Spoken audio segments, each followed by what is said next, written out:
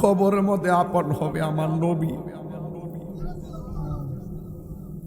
ইয়া রাসূলুল্লাহ, কবরের মধ্যে আপন হবে আমার নবী। আরে হেলালি হুজুর যে ওয়াজের মধ্যে কইছে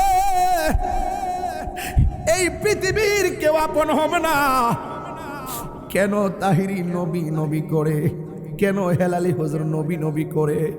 এই দুনিয়ার সব স্বার্থপর কবরের কষ্টের বাক কেউ নেয় না, মরণের কষ্টের বাক কেউ নেয় না। আইসিউর মধ্যে পইরা রইছে, কেউ খবরও লয় না, কেউ খবর।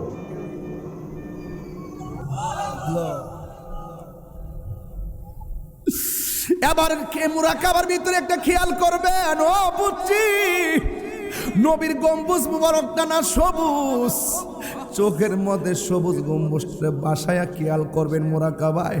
এই গম্বুজের বরাবর আমার নবী পাক সাল্লাল্লাহু